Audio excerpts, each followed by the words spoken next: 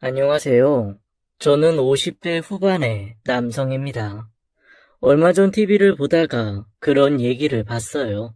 한 100년 전쯤에는 동네에 버릇없고 말 안 듣는 말썽꾸러기 아이가 있으면 온 동네 어른들이 다 혼냈다고 하더라고요. 남의 집 장도 깨고 작물 뽑아먹고 부모 말 안 들으면 그의 부모가 직접 동네 사람들한테 혼내달라고 했다는 것이었지요. 그래도 말을 안 들으면 동네 뒷산에서 볼기짝을 때렸다고 하더라고요. 요즘 같으면 큰일 날 일입니다. 동네 어른들이 단체로 경찰서에 고발당할 일이죠. 그러나 그때 기준으로 생각하면 결과가 어땠을지 궁금해집니다. 호되게 망신을 당한 아이는 그 이후로 장난을 덜 쳤을까요? 물론 모르는 일이긴 하죠. 더 엇나갈 수도 있고 아니면 효과를 봤을 수도 있겠고요. 그리고 씁쓸하게도 제 자식들을 생각하면 어렸을 때 그렇게라도 해서 버릇을 잡았어야 했나 그런 생각이 듭니다. 혼자가 힘들면 주변 도움을 청해서라도 가정을 바로 세웠어야 했다는 후회가 들어요. 전 폭력을 쓰는 엄한 아버지 밑에서 자랐기 때문에 자식을 낳으면 정 혼내지 않고 모르는 건 가르쳐가면서 자상한 아버지로 살 생각이었습니다. 그런데 사람 일이라는 게 뜻대로 안 되더라고요.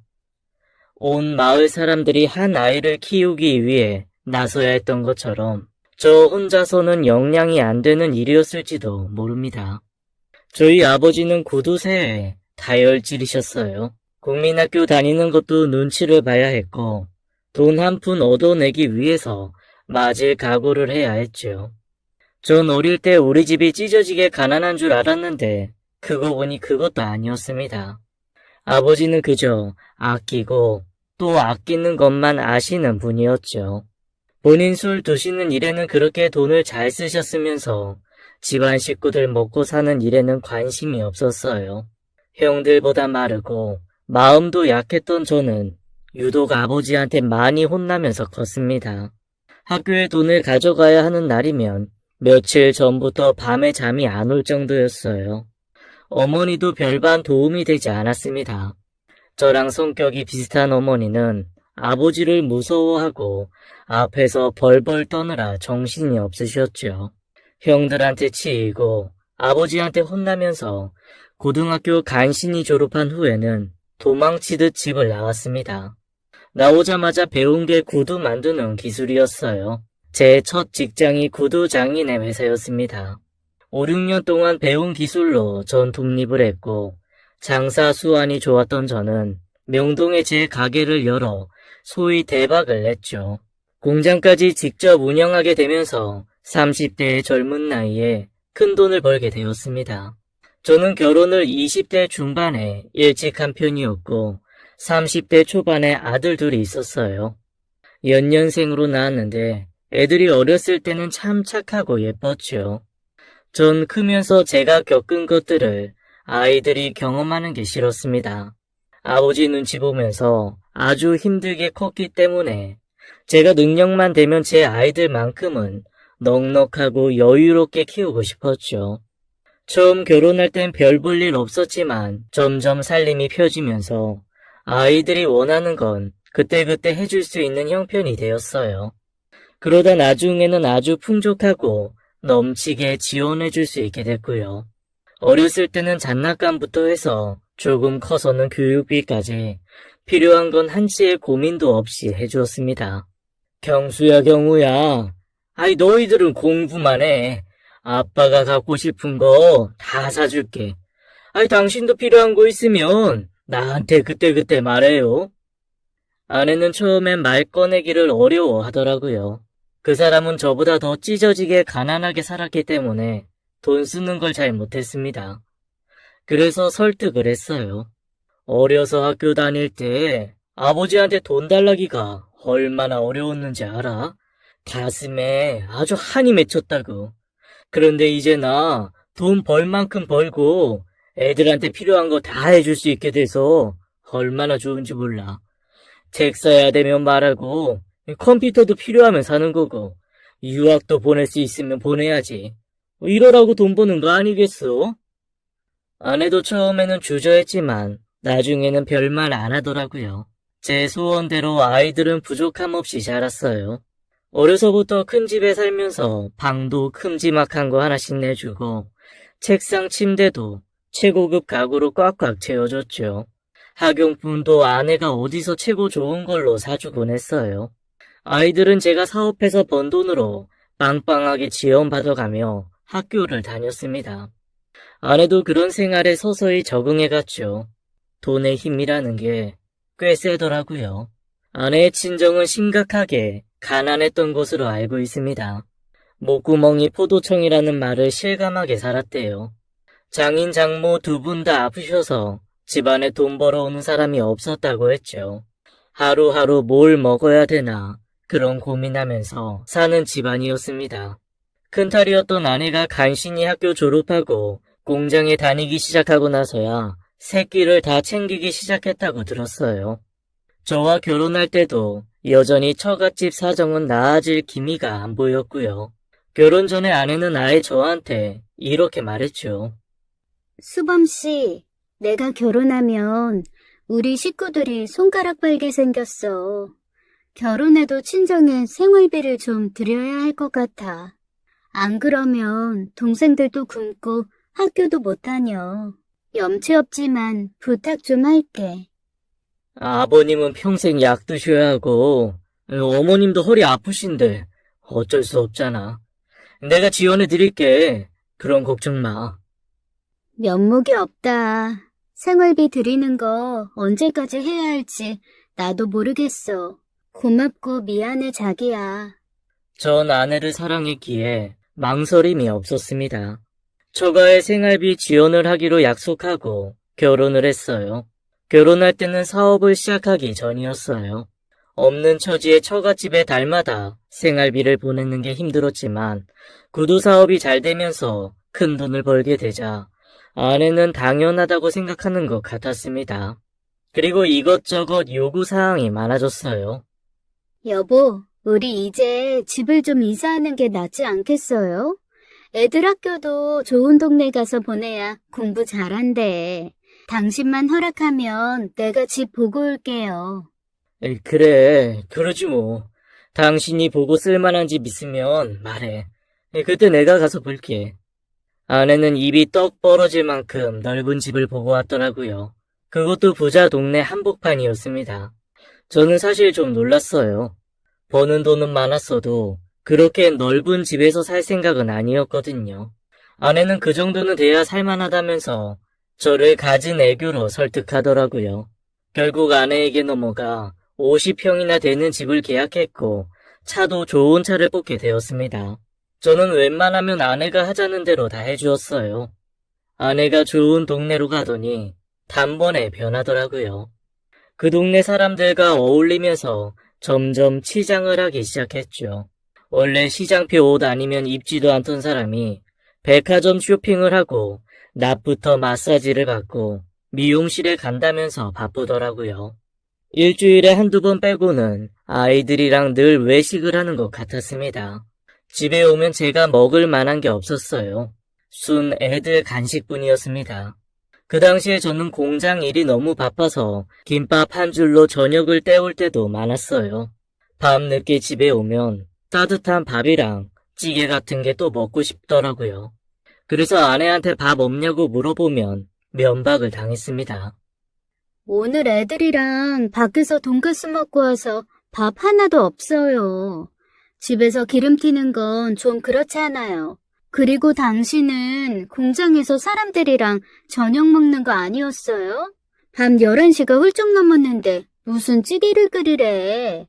짜게 먹으면 안 좋으니까 그냥 자요.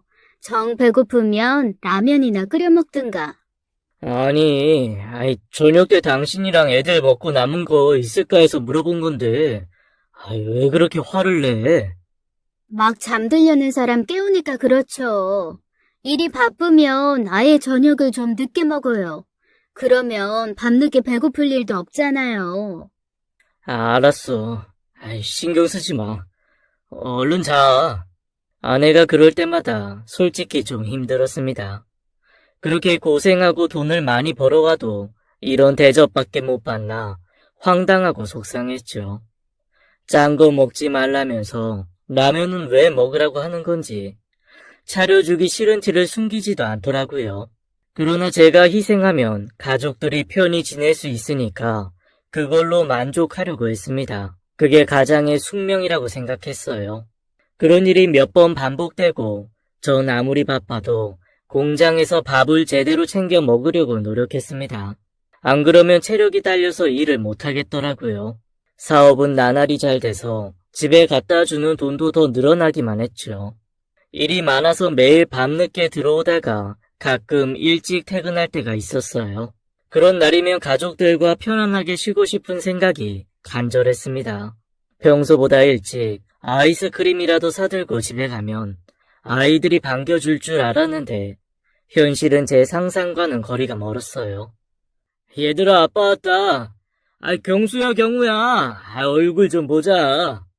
하지만 아내는 퉁명스럽게 절 맞이했고 아들들도 전혀 반기는 얼굴이 아니었습니다. 당신, 웬일로 오늘은 일찍 왔어요? 이런 싸구려 아이스크림은 왜 사왔어요? 싸구려라니. 다 맛있는 거야. 하나씩 먹자. 경수야, 경우야. 공부하고 있었어? 그럼 공부하지 뭐해요. 숙제 많아서 들어가 볼게요. 숙제가 많아? 그래도 아이스크림 하나씩 먹고 해. 아빠 오랜만에 일찍 왔잖아. 나와서 같이 먹자. 아빠, 나 이런 거 안 먹어. 에이, 다 맛없는 거. 자식들은 인사만 겨우 하고 방 안으로 들어가더라고요. 한 녀석은 숙제한다. 한 녀석은 컴퓨터 게임한다고 절 거들떠 보지도 않았습니다. 그리고 아내는 제가 일찍 들어오면 뭐가 그렇게 불만인지 집밥 차리는 게 힘들다면서 궁시렁대더라고요. 밥도 찬밥에 찌개도 냄비 바닥에 남은 걸 데워주곤 했죠. 반찬도 그럴듯하게 먹고 싶었지만 냉장고에 오래된 걸 대충 줘서 젓가락이 갈 곳이 없었습니다. 한 달 생활비라고 갖다 주는 얼마인데 이런 대접을 받나 싶었지만 애들 앞에서 큰 소리 치고 싶지 않아 넘어간 적이 한두 번이 아니었어요. 자식들한테도 많이도 서운했죠. 그래도 한 번씩 다 큰 녀석들이 저한테 웃으면서 다가올 때가 있었어요. 아빠, 나 갖고 싶은 게 있는데 사줄 수 있어? 이 녀석아, 네가 지금 없는 게 뭐가 있어. 또 뭐가 갖고 싶은데, 말이라도 들어보자.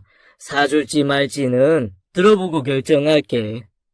에이, 사주실 거잖아요. 큰애고 둘째고 저한테 먼저 말을 걸 때면 무조건 목적이 하나씩 있었습니다. 사실 저희 애들은 없는 게 없었어요. 근데 녀석들 욕심이 끝이 없더라고요. 게임기도 있는 걸 하나 더 사달라고 하더라고요. 형제끼리 같이 쓰면 되는데 그것조차 싫다는 거였죠. 어떻게 같이 써요? 경호가 할 때 저도 하고 싶을 때도 있는데 이왕이면 하나씩 갖고 있는 게 좋죠. 아빠, 그건 형 말이 맞아. 형이 날 얼마나 때리는 줄 알아? 집에 있는 건 무조건 자기부터 써야 한다고 우겨. 진짜 형 같은 건 없었으면 좋겠어. 왜 형 같은 아들을 낳아서 날 고생시키냐고. 그러니까 사줘. 사줘. 이 자식이, 너 말 다 했어? 어디 형 앞에서 까불어? 또 한 번 말해봐. 내가 널 때리는 게 뭐 잘못됐냐? 동생이 감히 형한테 대드니까 그렇지. 형이 잘하는 게 뭐가 있어? 중학생이면 다야? 공부도 나보다 못하는 게? 제가 봤을 땐 아들 둘 다 거기서 거기였습니다.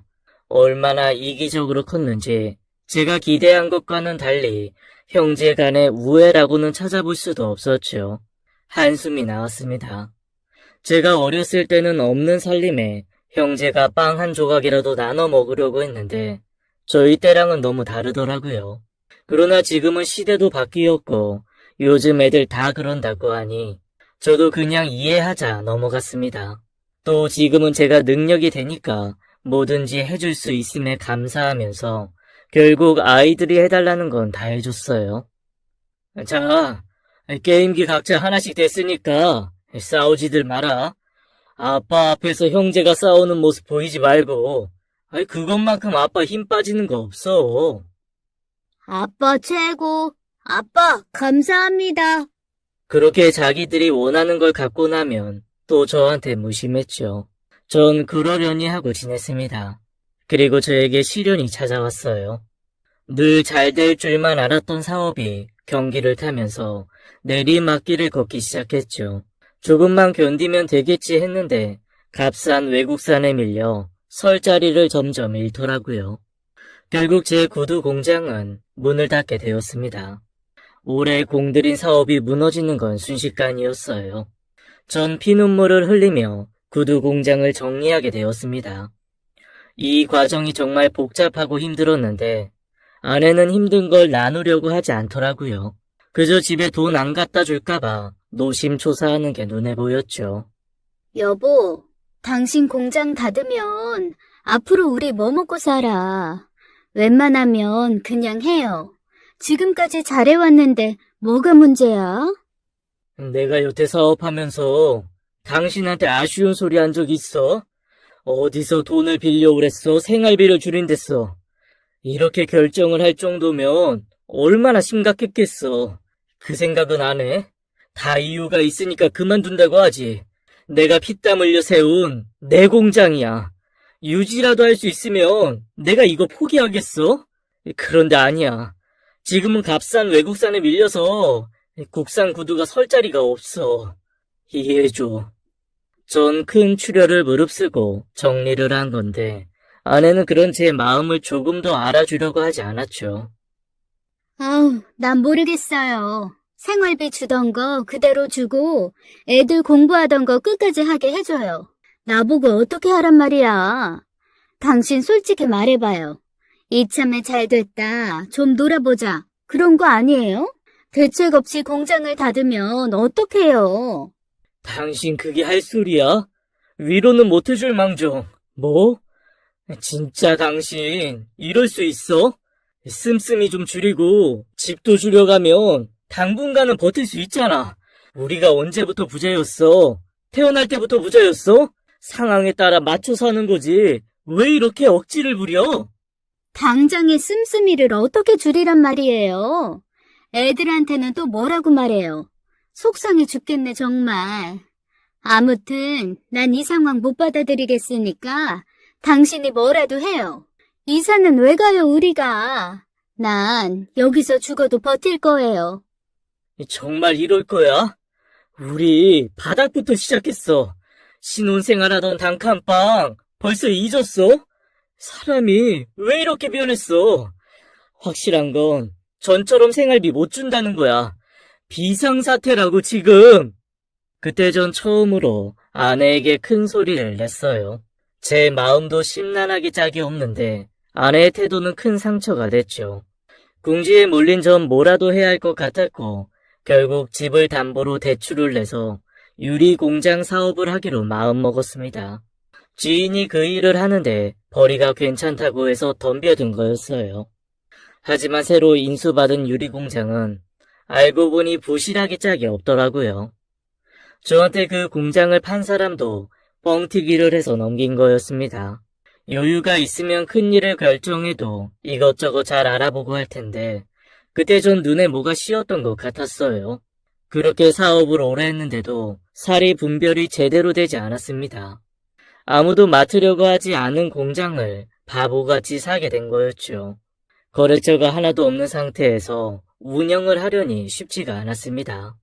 투자금도 많이 들어갔는데 버틸 방법이 없어서 결국 다 포기하게 됐어요.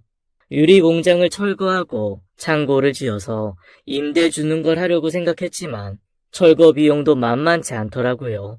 이러지도 못하고 저러지도 못하고 방치하게 되었습니다. 돈 나올 것도 없고 대출은 많이 받았고 집안 사정이 급격히 어려워졌어요. 결국 집을 팔고 전셋집으로 옮겨야 했습니다. 그나마 다행이라고 할 수 있는 건 자식들이 모두 대학을 졸업한 후라는 거였습니다. 물론 큰아들이 석사 과정 밟는 걸 중도 포기한 건 미안한 일이었죠. 그런데 큰애는 대놓고 저를 원망하더라고요. 이게 뭐예요? 공부 다 마치고 회사 골라서 가려고 했는데 아버지 때문에 다 망했어요.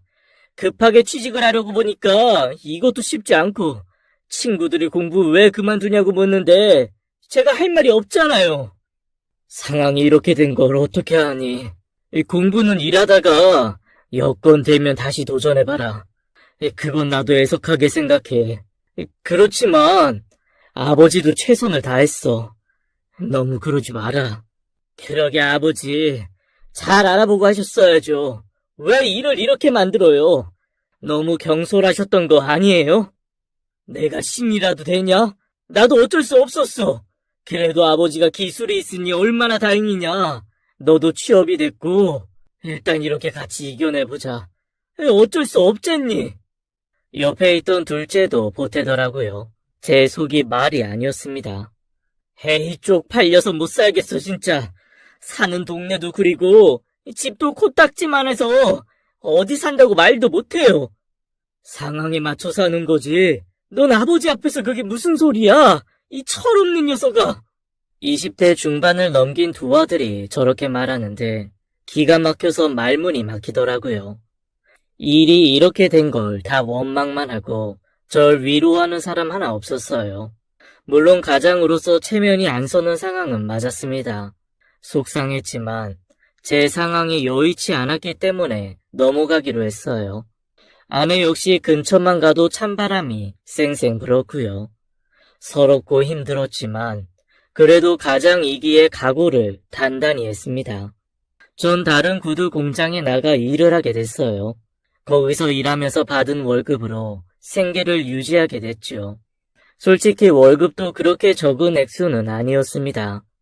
차이가 있다면 아내와 아이들이 전처럼 돈을 쓸 수 없다는 거였어요. 잘 살았을 때와 달리 사는 게 하늘의 땅 차이였겠죠. 그래도 다행히 아들 둘 다 취업했다는 소식이 들려왔습니다. 전 애들이 참 자랑스러웠어요. 장하다 경수야 경우야. 생활비는 아버지가 감당할 테니까 너희는 착실히 장가갈 돈 모아. 돈 허투루 쓰지 말고. 알아들어?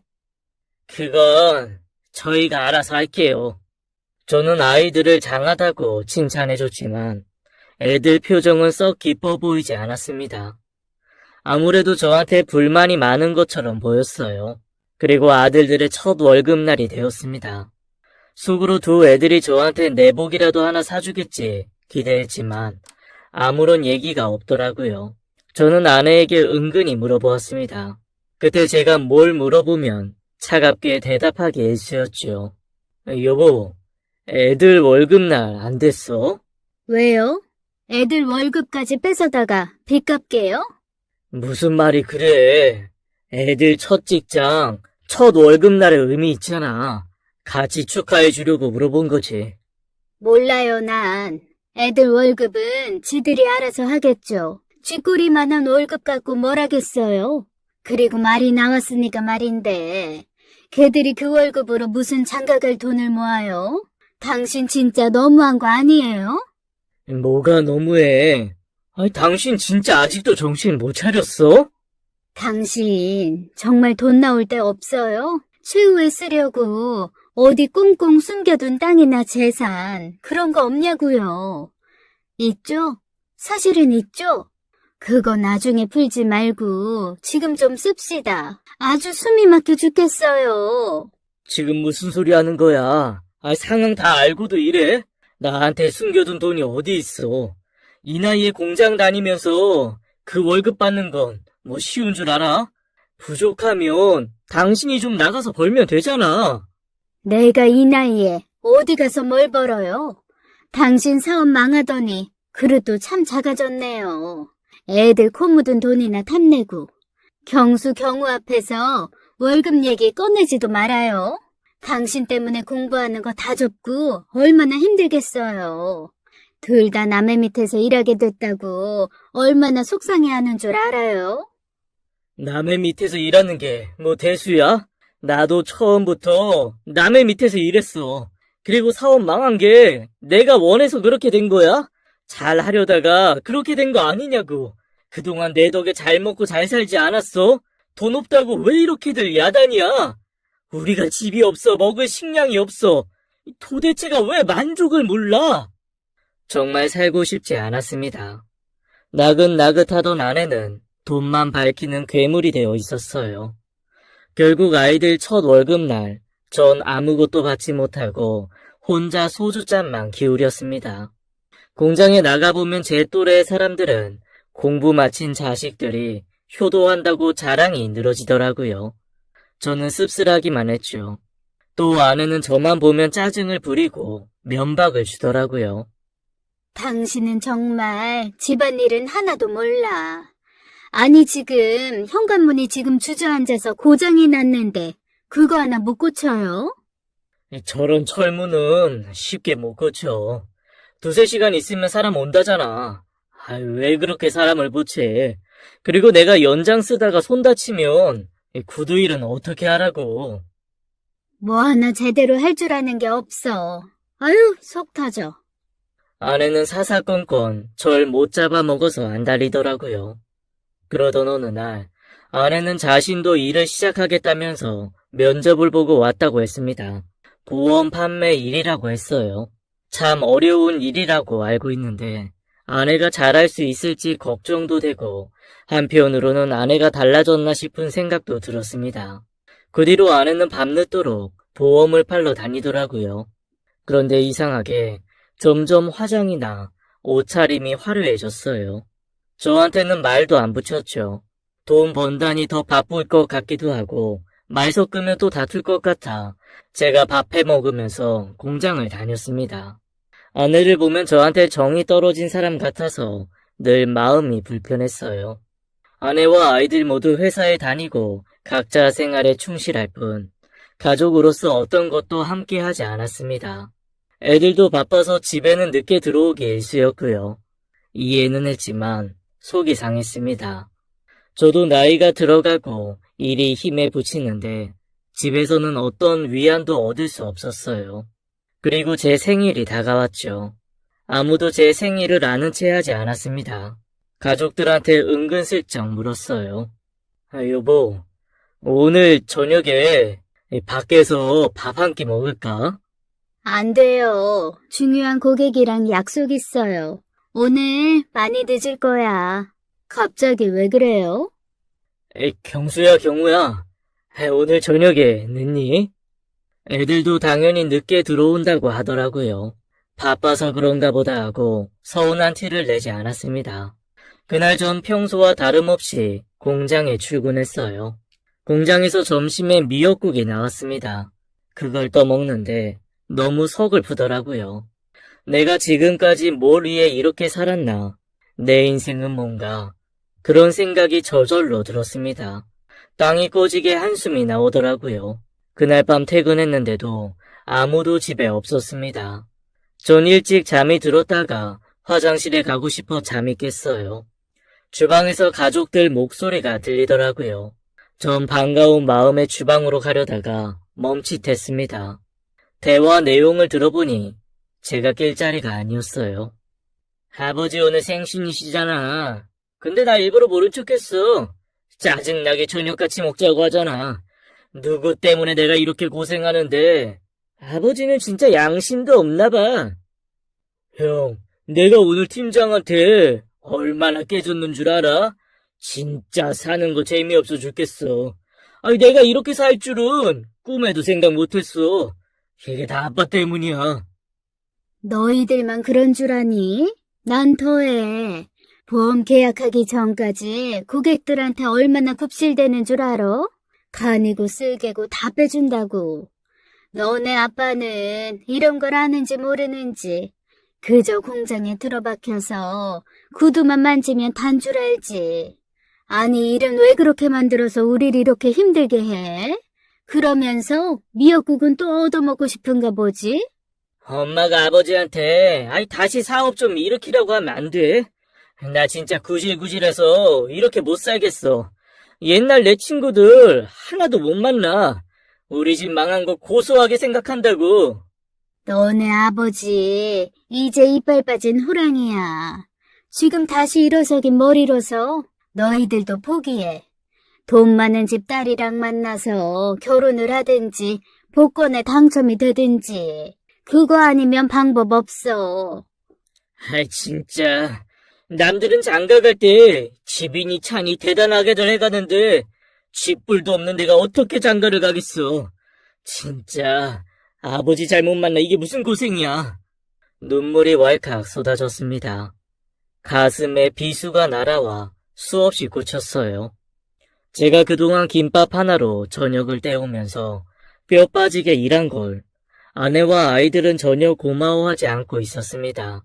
제 고생은 그저 당연한 거였고 지금 자기들 상황만 힘들다는 거였어요. 제가 꼬박꼬박 출퇴근하면서 공장 일하는 게 마치 사업하기 싫어서 게으름 피고 있는 것처럼 보이는 것 같았습니다.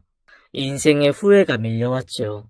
아들들 어렸을 때 해달라는 거 다 해주고 처갓집에 생활비 들여가며 아내 하고 싶은 거 다 해줬던 지난 날들이 떠올랐습니다. 그때 제가 아내한테 주었던 생활비는 지금의 10배도 넘었던 것 같아요. 그 돈 조금이라도 모아뒀으면 자기들이 이렇게 고생은 안 할 텐데 그 생각은 안 하는 것 같았죠. 지금 하고 싶은 거 못한다고 절 원망하는 소리를 들으니 살고 싶지가 않았어요. 전 가족들이 모두 방으로 돌아갈 때까지 기다리다가 화장실에 갔어요. 보니까 자기들끼리 치킨을 시켜서 먹었더라고요. 식탁 위엔 빈 뼈다귀만 수북했습니다. 정말 비참했어요. 전 화장실에서 소리 죽여 울었습니다. 그리고 다음날 어김없이 전 출근을 했어요. 평소보다 일찍 공장에 나와 있는데 옆자리 박 씨가 묻더라고요. 왜 이렇게 기운이 없어? 아이 무슨 일 있어? 그냥 살기가 힘드네. 뭐 왜 사는가 싶어. 허무하고. 다 힘들지 뭐. 아이 그래도 처자식 보면서 사는 거잖아. 안 그래? 아들들 다 커서 직장 다닌다면서. 아이 지들도 일해보니까 힘들다고. 아버지 고생하신다고 안 그래? 지들 먹고 살기 바쁘지 뭐. 아내도 보험일 한다며. 아이 걱정 없네 이씨. 우리 아내는 집순이야. 집이 제일 좋대. 퇴근하고 집에 가면 뜨끈 안 찌게 이 소주 한잔 하는 게 유일한 낙이야. 박 씨는 복 받았네.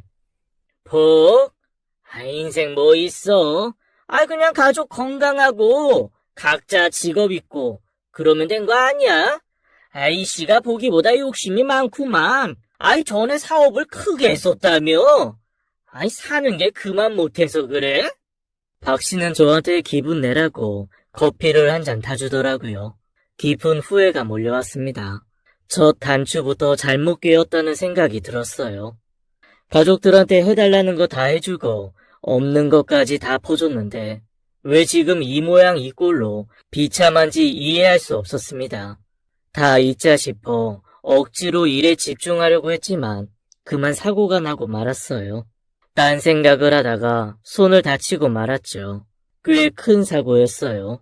그리고 전 일을 그만두게 되었어요. 엎친 데 덮친 격이었습니다. 돈도 못 벌어오자 아내와 자식들은 절 거들떠보지도 않았어요. 짐이 되는 것 같아서 괴롭기만 했습니다. 이건 가족이 아니라 남보다 못했어요. 게다가 다친 손에 수술비까지 많이 들어갔습니다. 그건 다행히 보험으로 처리할 수 있었어요. 그러던 어느 날 아들 둘이 제게 와서 말을 걸더라고요. 아버지, 사업 다시 해볼 생각 없어요? 저한테 사업 자금 마련할 방법 있어요. 그러냐? 너희들이 알아서 해. 아버지가 지금 뭘 할 수 있겠니? 그러지 마시고요. 아버진 사업을 크게 했던 경험 있잖아요. 손이 그렇게 돼서 구두 만드는 일은 못 하실 거고 옛날 경험 살려서 차분하게 시작해보면 나쁘지 않을 것도 같은데 긍정적으로 생각해보세요. 그래 아빠, 형이랑 내가 사업 자금 어떻게든 좀 마련해 볼 테니까 아빠 다시 사업해. 우리가 밀어줄게. 저는 내심 놀랐습니다. 다쳐서 아무짝에도 쓸모없는 사람 취급할 줄 알았는데 이런 기회를 먼저 제안해 와서 어리둥절했어요. 당장 그날 오후 애들이 어디에 같이 가자고 하더라고요. 누구랑 만나기로 했다면서 방치해둔 유리공장 부지에 가자고 했습니다.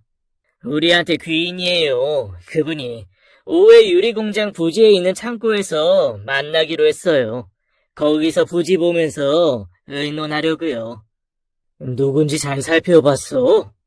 아이, 걱정 마세요. 저희도 사회생활에서 그 정도 안목은 다 키웠어요. 전 애들과 함께 유리공장 부지로 갔어요. 그런데 아무도 나와 있지 않았습니다. 그네가 누군가와 통화를 하더니 저보고 창고에 들어가 있으라고 하더라고요. 아버지, 창고 안에 들어가 계세요. 아이, 서 있기도 힘드시잖아요, 지금. 저는 손을 다친 뒤로 기력이 많이 약해져 있었기 때문에 경수가 말한 대로 창고에 들어갔습니다. 의자를 찾아 두리번거리는데 잘 안 보였어요. 밝은 데 있다가 어두운 데 들어가니 적응이 안 되더라고요. 더듬거리며 의자를 찾고 있는데 뒤에서 엄청나게 큰 소리가 들렸어요. 창고의 문이 순식간에 닫히더니 밖에서 쇠사슬을 두르는 소리가 들려왔습니다. 아이, 경수야, 경우야. 아이, 아버지 여기 있어. 아이, 아버지 여기 있다고. 그러나 곧 자물쇠를 잠그는 소리까지 들렸어요. 저는 죽어라 문을 두드렸지만 결국 문은 굳게 닫히고 말았습니다. 밖에 있는 아들들이 하는 얘기에 전 넋이 나가버렸어요. 아빠는 여기서 좀 쉬고 있어. 우리가 행방불명 신고할 거니까 여기 잠깐만 있어주면 돼. 그게 무슨 소리야? 날 행방불명으로 신고한다니. 아이, 너희들 제정신이야? 당장 꺼내다오. 당장! 아버지 가만히 좀 계세요. 저희 다시 일어서야죠. 언제까지 아버지 때문에 이렇게 살아요? 일 조금 꾸며서 사망보험금만 타면 되니까 여기서 조용히 기다리세요. 전 그 자리에 주저앉고 말았습니다. 제가 행방불명이 돼 죽은 걸로 해서 사망보험금을 타겠다는 게 아들들의 계획이었어요. 전 있는 힘을 다 짜내서 문을 열라고 소리쳤죠. 꺼내줘 이것들아. 나 아직 죽지 않았어.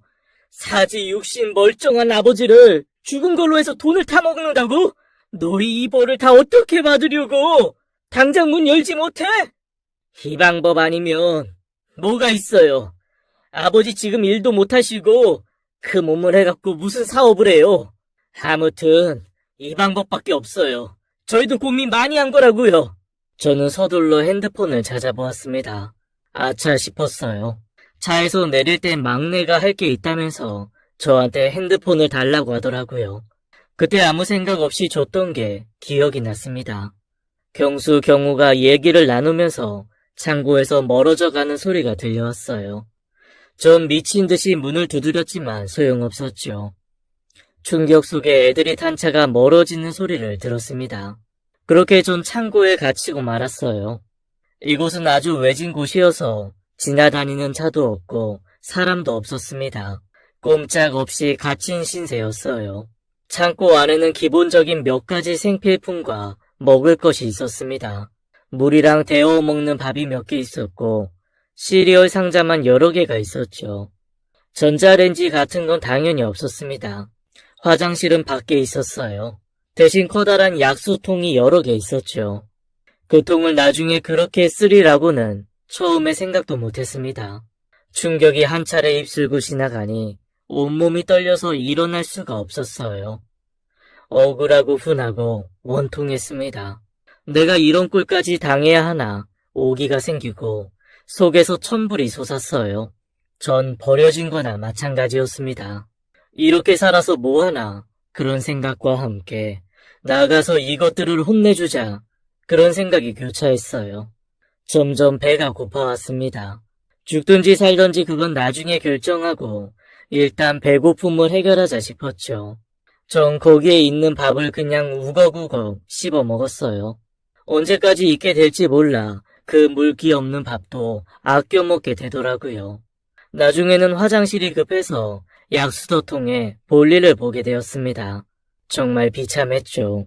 시간이 얼마나 지났는지 몰랐고 밖에서 새어 들어오는 빛으로 밤과 낮을 구별했습니다. 저는 거기서 제 지나온 인생을 반추했어요. 그런 생각이 들었죠. 여기서 죽게 되면 모든 게 끝이지만 만약 천운으로 나가게 된다면 전과 같이 살지 않겠다고 이를 갈았습니다. 살려주세요. 꺼내주세요. 여기 사람 있어요. 그러던 어느 날 차 소리가 들리는가 싶더니 익숙한 말소리가 들려왔어요. 저희 왔어요. 경수냐? 경우야, 이제 날 좀 꺼내다오. 사망보험금인지 뭔지 그거 내가 밖에서 타다 줄게. 그러니 제발 꺼내줘. 아버지 멀쩡히 살아계신데 그걸 어떻게 타요? 말이 되는 소리래요. 내가 어떻게 해서라도 타다 줄게. 여기 갇혀있는 건 못하겠다. 죽은 척을 해서라도, 아니 죽어서라도 너희 그 돈 갖게 해줄게. 제발 꺼내줘. 아빠, 아이 괜한 고집 부리지 말고 조금만 참아. 잘 있나 확인하러 왔어. 우리 그만 갈게. 아니 이 녀석들아, 어딜 간다고 그래? 아버지를 꺼내줘야지. 아들들은 그렇게 왔다가 매정하게 떠났습니다. 처음엔 일주일에 한 번씩 오더니 점점 창고에 찾아오지 않았어요. 결국 2달이 지났고 그동안 아내는 얼굴도 비추지 않았습니다. 한편으로 걱정도 되더라고요. 아들들이 아내까지 저처럼 어디에 가둔 건 아닐까 걱정이 되었습니다. 그리고 식량이 다 떨어져 갔어요. 창고를 뒤졌더니 아주 옛날에 버려진 믹스커피가 3개 정도 나왔어요. 그걸 조금씩 먹으면서 간신히 버텼습니다. 워낙 외진 곳이라 지나가는 사람도 없어서 도움을 청할 수가 없었어요. 식량도 다 떨어져 가고 이러다 정말 죽겠구나 싶었습니다. 창고 안에 둔 약수터 통에도 배설물이 넘쳤죠. 그러던 어느 날 밤 기적 같은 일이 일어났습니다. 귀신 맥진에서 누워있는데 누가 지나가는 소리가 들렸어요. 처음엔 바람 소리인가 했는데 아니었습니다. 분명 사람의 인기척이었어요. 전 미친 듯이 문에 매달려 흔들고 소리쳤죠. 이번 기회가 아니면 탈출을 못할 것 같다는 생각이 강하게 들었어요. 여기 사람 있어요. 이 창고 안에 사람 살려요. 거기 누구 없어요? 사람 좀 구해줘요. 갑자기 발소리가 멈추더니 문을 두드리는 소리가 들려왔습니다. 거기 안에 귀신이요? 사람이요? 사람입니다. 사지육신 멀쩡한 사람이에요. 제발 저 좀 살려주세요. 2달째 갇혀있어요. 절 꺼내주시면 이 은혜 절대로 잊지 않겠습니다. 아니 이런 곳에 왜 갇혀있어요? 아이 잠깐만 기다려보세요. 이 큰 자물쇠로 어떻게 푼다? 아이 기다려보요. 결국 그 남자는 큰 바위로 자물쇠를 부수기 시작했습니다. 얼마나 큰 자물쇠인지 몰라도 몇 시간이 지나도 자물쇠는 부셔지지 않았어요. 밖에 있는 남자는 힘이 빠져 잠깐 밥을 먹고 오겠다고 하더니 몇 시간 동안 나타나지 않았죠. 자기도 거리 생활을 오래 해서 힘이 없다고 하더라고요. 전 알겠다고 밥 먹고 오라고 하고는 조마조마한 심정으로 기다렸습니다. 그 남자가 다시 나타나지 않으면 끝장이었어요. 억만년 같은 시간이 지나고 그 남자의 목소리가 들려왔죠. 여보슈, 살아있어요? 네네, 오셨군요. 정말 고맙습니다. 별로는 안 되겠어서, 내가 연장을 좀 훔쳐왔어요. 잠깐만 기다려봐요. 그리고 한나절이나 더 애쓴 끝에 자물쇠는 부셔졌습니다. 전 일어설 힘도 없어 기어서 창고를 나왔어요. 나와보니 자물쇠를 열어준 남자의 행색도 말이 아니었습니다. 노숙자가 죽어가는 저를 구해준 거였어요. 이보슈, 정신 차려요. 전 기절했다가 밤에 깨어났어요. 그 노숙자가 어디서 구했는지 죽을 갖고 왔더라고요. 전 죽을 한 입 먹고 바로 토했습니다. 너무 오래 굶어서 그곳조차 들어가지 않았어요. 물만 들이키다가 또 기절하기를 몇 번. 결국 며칠이 지나서야 정신을 차릴 수 있었습니다. 기운을 차렸을 때 처음 떠오른 장소는 경찰서였어요. 제 기구한 사정을 다 들은 노숙자는 혀를 끌끌 찼습니다. 세상에 그런 자식들이 어디 있느냐며 콩밥 먹어도 싸다고 욕을 하더라고요. 그 사람이 내뱉는 욕을 듣던 저는 마음을 달리 먹었죠. 아무리 그래도 차마 자식들 콩밥 먹일 수는 없었어요. 어떻게 할지는 조금 더 생각해보기로 했습니다. 복수를 자식을 상대로 하려니 고민이 많이 되더라고요. 절 구해준 남자는 당장에 왜 신고 안 하냐고 난리였지만 전 때를 기다린다는 핑계를 대고 노숙자를 따라다니기로 했죠. 이리저리 아무데서나 자고 먹는 생활이 이어졌습니다. 그러다 정신을 차려보니 제가 서울 근교에 와 있다는 걸 깨달았어요. 문득 아내가 걱정이 되어 몰래 집 근처를 배회했습니다. 그리고 며칠 후 아내를 보게 되었어요. 구급차에서 내린 아내는 정장을 입은 어떤 남자와 집으로 들어가더라고요. 대문까지 나온 아들들이 그 남자를 깍듯하게 맞이했어요. 딱 봐도 돈 꽤나 있어 보이는 남자였습니다. 기가 찼습니다. 아무래도 남자가 생긴 게 틀림없구만. 짐승만도 못한 것들. 날 그렇게 가둬놓고 내 사망보험금으로 호의호식을 하려고 해? 게다가 돈 많은 남자까지 끌어들여서? 전 배신감에 치를 떨었어요. 그리고 모두가 집으로 들어간 후 우편함을 뒤졌어요. 뜻밖에도 제 앞으로 날아온 우편물을 발견했죠. 전 그걸 갖고 집에서 멀리 있는 다리 밑으로 몸을 숨겼습니다. 거기서 뜯어본 우편물을 보고 전 제 눈을 의심했어요. 유리공장 부지가 신도시 개발로 수용된다는 내용이었습니다. 엄청난 보상금이 보장된다는 내용이었어요. 전 바위처럼 얼어붙어 종이 위에 써있는 글자와 숫자를 읽고 또 읽었습니다. 처치곤란이었던 유리공장 부지가 엄청난 재산 가치가 있는 땅으로 거듭난 거였어요. 다시 재기할 수 있는 처음이자 마지막 기회라는 생각이 불현듯 들었습니다. 쓸모없던 그 땅은 온전히 제 앞으로 되어 있던 땅이었죠. 버려진 것이나 마찬가지였기에 아들들은 그곳 창고에 절 가둔 것이었고요. 전 당장 노숙자 생활을 청산하기 위해 행동을 개시했습니다. 오래 묵은 때를 다 먹겨내고 이발도 하고 새 옷도 사 입었어요. 유리공장 부지를 팔아 받은 돈으로 다시 사업을 시작하게 됐습니다. 사람에게 들어오는 운때라는 것이 따로 있는지 우연찮게 블랙박스 사업을 건드리게 됐고 오프라인이 아닌 온라인 사업에 도전하게 되었죠. 그 모든 게 일사천리로 진행됐어요. 제가 누군가의 도움을 필요로 할 때마다 귀인이 나타나 사업을 한 단계씩 끌어올려줬습니다. 그렇게 전 사업을 안정화했고 생각보다 훨씬 큰 돈을 벌게 되었습니다. 사업이 잘 돼서 좋은 집을 구하고 노숙 생활할 때와는 비교도 안 되게 안락한 생활을 하면서도 전 제가 당한 일을 잊지 못했어요. 비대 있는 화장실을 쓰면서 창고 안에서 배변을 해결하던 그때가 떠올랐고 가지은 밥을 먹을 때는 물 한 모금조차 아껴 마시던 그 상황이 떠올랐어요. 그리고 복수할 때를 기다렸습니다. 집을 떠난 지 정확히 5년이 다 되어갈 무렵 이혼 서류를 들고 예전에 가족이라 불렸던 그들을 찾아갔어요. 그들은 현관 도어록 번호도 예전 걸 그대로 쓰고 있죠. 아마 제가 찾아올 거란 생각은 조금도 하지 않았던 것 같았어요. 집엔 아무도 없었고 전 조용히 그들을 기다렸어요. 그리고 제가 화장실 간 사이 문이 열리는 소리가 들려왔죠. 전 손을 씻다 멈칫했습니다. 그들은 제 이야기를 하고 있었어요. 올해가 딱 5년인데 아버지 실종 선고가 내려질까? 그 양반 없어진 지 딱 5년째 맞지? 분명 오래 굶어서 어디 가도 살아있지 못할 텐데 설마 살아 돌아오는 일은 없겠지? 엄마는 무슨 그런 상상을 해. 거기 식량도 얼마 없었고 아유 엄청 외진 곳이잖아.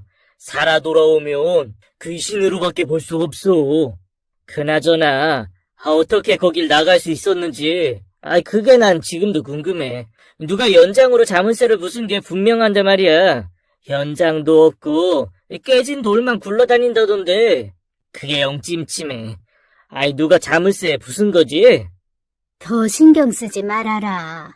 살아나왔어도 오래 못 살았을 양반이야.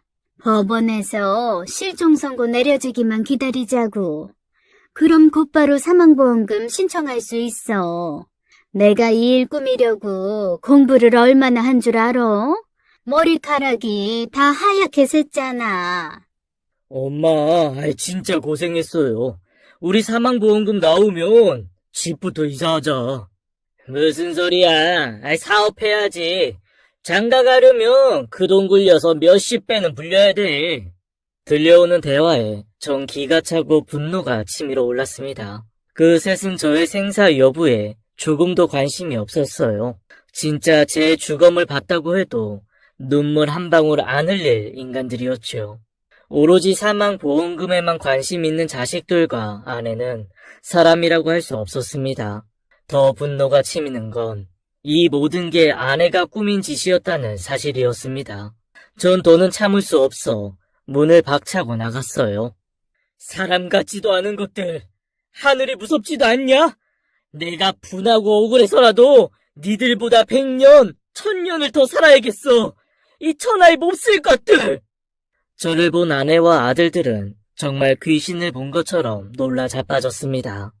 얘들아, 지금 이게 무슨 일이냐? 니들 아버지 죽은 게 맞나 보다. 구천을 떠들고 있나 봐. 구청 같은 소리 하고 있네. 나 이수범 멀쩡히 살아있어. 니들이 나 죽이려고 창고에 가뒀지. 멀쩡하게 살아남았다고. 이 천하의 몹쓸 것들. 사람 탈을 쓴 짐승들아. 너흰 살아서도 죽어서도 이 지옥을 맛보게 될 거다. 어떻게 지금까지 살아 계세요? 분명히 창고에 먹을 것도 없었는데 살아나왔어도 오래 못 사셨을 건데. 저는 열이 뻗쳐 큰 아들 녀석의 멱살을 잡고 흔들었습니다. 전 예전의 제가 아니었어요. 사업하면서 운동을 열심히 해 온몸이 근육이었고 덩치도 커져 있었죠. 그게 아들놈이 할 소리야? 대학 졸업할 때까지 넘치도록 부유하게 살게 해줬더니 사업 미끄러졌다고 애비를 사지로 몰아? 여보, 왜 이래요? 경수 놔줘요. 오죽하면 우리가 이랬겠어요. 오죽하면? 내가 너희들 밥을 굶겼어. 길바닥에서 재우기를 했어. 풍족하게 돈 쓰고 살게 해줘야 아버지 남편이야? 에라이 짐승만도 못한 것들. 어디 니들 마음대로 되나 봐라. 실종신고 좋아하네.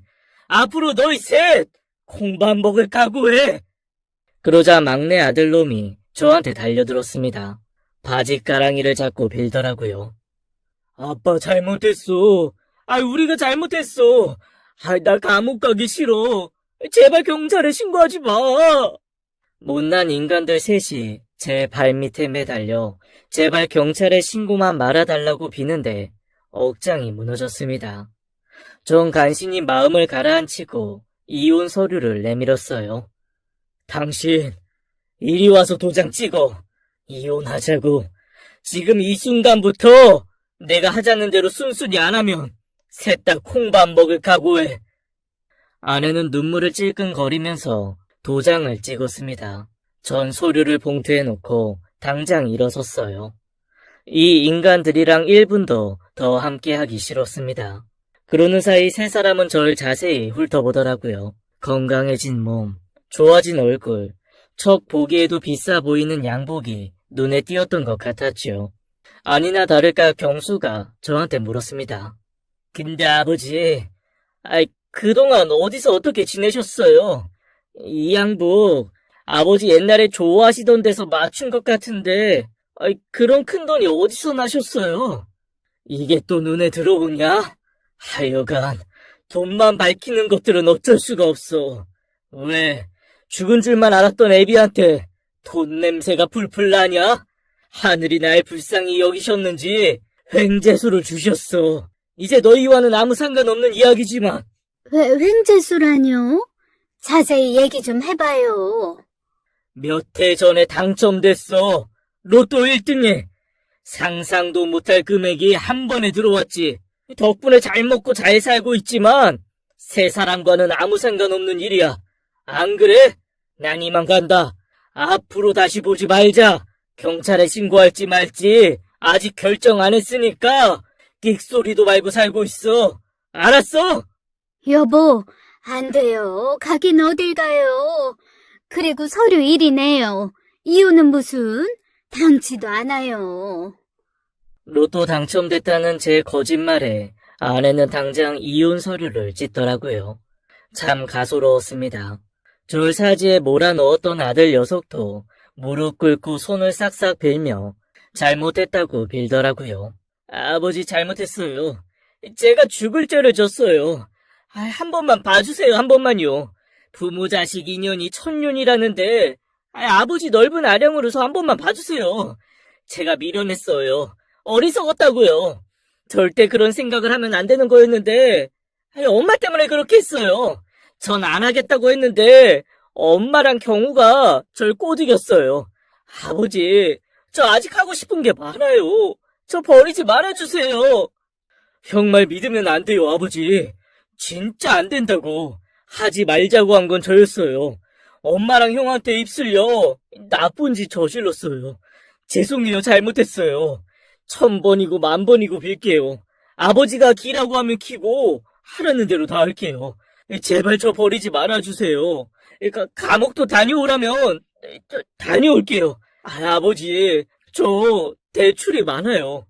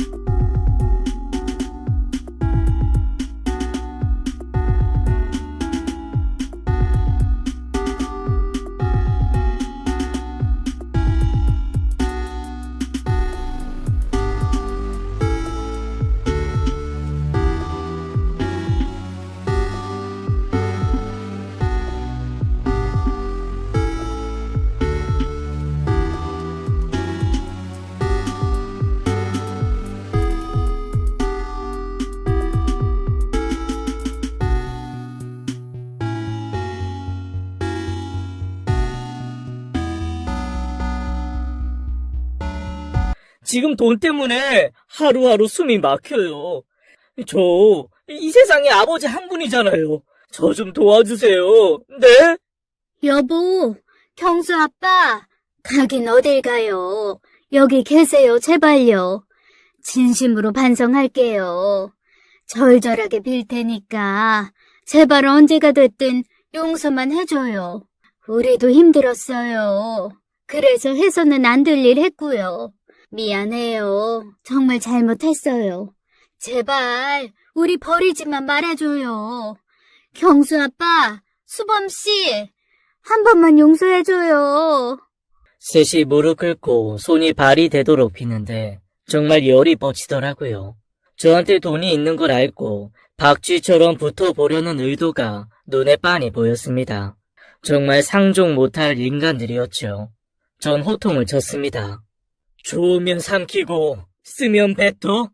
너희들한테 난 길바닥에 붙은 껌보다도 못한 존재 아니었어? 이거 왜 이래? 돈 좀 있다니까 또 빌붙고 싶어? 당신 나한테 어떻게 했어? 사업 잘 나갈 때도 나한테 따뜻한 밥 한 번 차려준 적 있어? 진심으로 따뜻한 위로의 말 한마디라도 해준 적 있냐고? 내가 큰 거 말했어?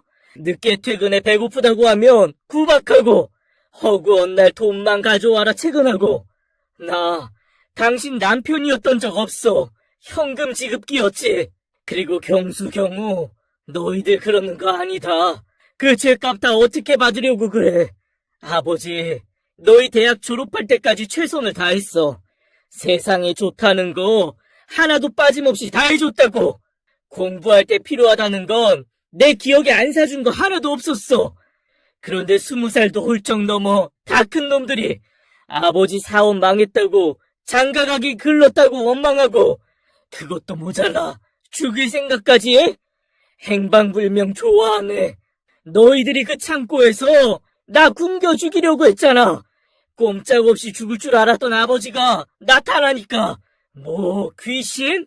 이 형편없는 놈들아, 난 돈은 많을지언정 인생에선 실패했어. 마누라고 자식 농사고 다 망했다고. 그래서 이제부터라도 그렇게 안 살 거다. 앞으로는 내 돈 너희한테 절대 안 뺏겨. 이거 나! 왜 바짓가랑이를 잡고 난리야? 셋이 잘 먹고 잘 살아봐, 어디? 전 놓아주지 않는 셋을 뿌리치고 집을 나왔습니다. 아내와 아들들은 거의 통곡을 하더라고요. 주차장까지 따라 나오면서 절 붙잡는데 동네 사람들이 다 쳐다봤죠. 그러거나 말거나 전 얼마 전에 새로 뽑은 고급 외제차를 타고 그곳을 떠났습니다. 백미러로 보니 아내와 아들들은 주저앉아 땅을 치고 후회하는 모습을 보였어요. 얼마나 호되게 당했는지 전 그런 모습을 보고도 조금도 마음이 약해지지 않았죠. 오히려 후련했습니다. 전 지금 혼자 살고 있어요. 이제 가족을 만들고 싶은 생각이 없고 오로지 저만을 위해서 살겠다고 다짐했고요. 현재는 일도 적당히 하고 건강 챙기며 편안하게 살고 있습니다. 참, 절 창고에서 구해준 노숙자와 가깝게 지내고 있어요. 그분은 이제 저희 회사 직원으로 출퇴근을 하고 있죠. 일하다가 쉴 때 그분과 함께 장기, 바둑두며 얘기를 나누는 게 요즘 저의 낙이기도 합니다. 그분도 참 사연이 기구하더라고요. 가족들이 모두 차 사고로 한날 한시에 세상을 떠나는 바람에 그 충격으로 노숙 생활을 하게 된 거였습니다. 지금은 전문가 도움을 받아 마음의 병도 치료하고 건강하게 생활하고 있어요. 제가 그런 일을 겪고 혼자 살면서 주변을 둘러보니까 곁에 있는 가족의 소중함을 모르는 분들이 많더라고요. 행복은 멀리 있는 게 아니라 가까운 곳에 있다는 진리를 이 사연을 듣는 분들도 잊지 않으셨으면 좋겠습니다. 긴 이야기 들어주셔서 감사합니다. 제 사연은 여기까지입니다.